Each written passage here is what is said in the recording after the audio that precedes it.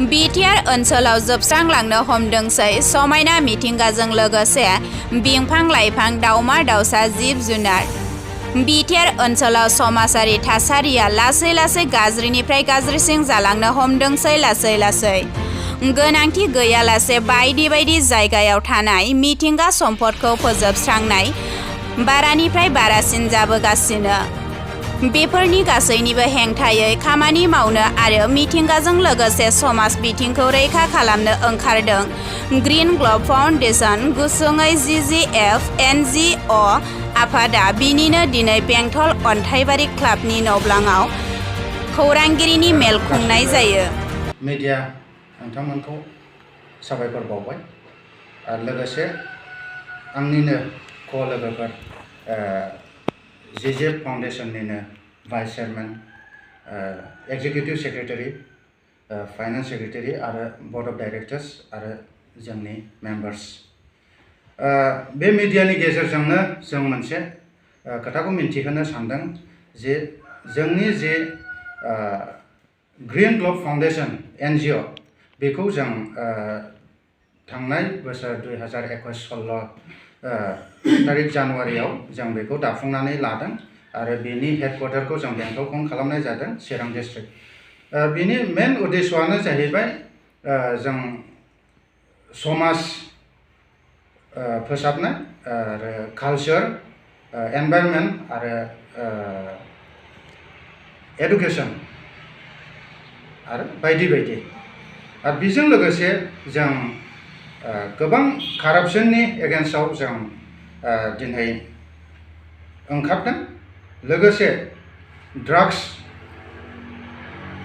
लोगोसे गोबां सेंग्रा सिख्लाफोरखौ बाहेराव खामानि मावनायनि लालस दिन्थिनानै लांखारनाय, उन्दै उन्दै गथ'फोरखौ लेबार खामानियाव सोनाय, बेफोरनि सायाव जों दिनै भइस होनो ओंखारदों। लोगोसे जों जोंनि मिथिंगायारि बड'लेण्डनि जे मिथिंगायारि धोन, बेबो जिहेतु माने दानि जि नुबाय थानायाव थासारि, बेयो गिथावथाव थासारियाव फैगासिनो दङ। बिनि थाखायनो जों बे नेचारेल रिसर्स बेखौबो जोंनि बे NGO निफ्रायनो जों बेखौ होबथानाय हाबाफारि लागोन। गोबां जिब जुनार फलानफोर बुथारनाय आरो दंफां दाननाय जों बेफोरखौबो होबथानो आखायाव लादों। लोगोसे आं बेखौनो मिन्थिहोनो नागिरबावदों, जोंनि GGF फाउन्डेशननि जे एरिया अफ अपारेशन बेयो लवार आसामाव जागोन आरो मेनलि जों BTAD नि नेचारेल रिसर्सफोरखौ जों नोजोर होनाय जागोन। लोगोसे जोंनि GGF फाउन्डेशन, बे GGF फाउन्डेशननि जे वर्कार्स, बेयो दासिमाव 200+ रेडि आरो गावखौ बे NGO नि थाखाय समाजनि हाबाफारि, समाजनि खामानि मावनो गावखौ बुथारनाय आरो दंफां दाननाय जों बेफोरखौबो होबथानो आखायाव लादों। लोगोसे आं बेखौनो मिन्थिहोनो नागिरबावदों, जोंनि GGF फाउन्डेशननि जे एरिया अफ अपारेशन बेयो लवार आसामाव जागोन आरो मेनलि जों BTAD नि नेचारेल रिसर्सफोरखौ जों नोजोर होनाय जागोन। लोगोसे जोंनि GGF फाउन्डेशन, बे GGF फाउन्डेशननि जे वर्कार्स, बेयो दासिमाव 200+ रेडि आरो गावखौ बे NGO नि थाखाय समाजनि हाबाफारि, समाजनि खामानि मावनो गावखौ बाउसोमनो रेडि जानानै दङ।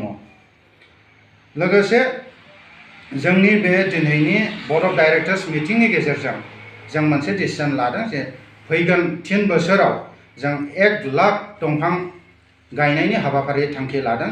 बेखौनो जों लामा सेर सेर गायगोन आरो गामिनि बे ससियेल फरेस्ट्रि आरो फरेस्ट लेन्ड आरो इन्डिभिजुवेल सोरबा हारसिङै दंफां बागान गायनो जुदि जोंनो हगारोबा जों बेखौबो गायगोन।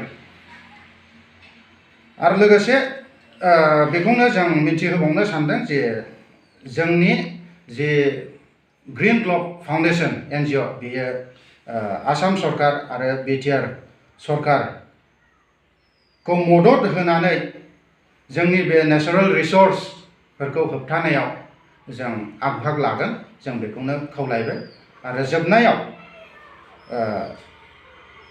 फैगौ क्रिसमासनि एडभान्स विशेस आं हरनानै एसेयावनो आं दोनथ'बाय Meeting, the foundation have decided to plant as many as 1 lakh trees in roadside, social forestry, forest land and individual land in next 3 years. We will start the campaign by 2022. So once again, I would like to inform through this media that our foundation is voluntarily ready to work with Assam government and BTR government to conserve our natural resource and wildlife endangered in Bodoland. So at the end, I wish a very happy advanced Christmas to everyone, hoping for bright future in days to come. Thank you.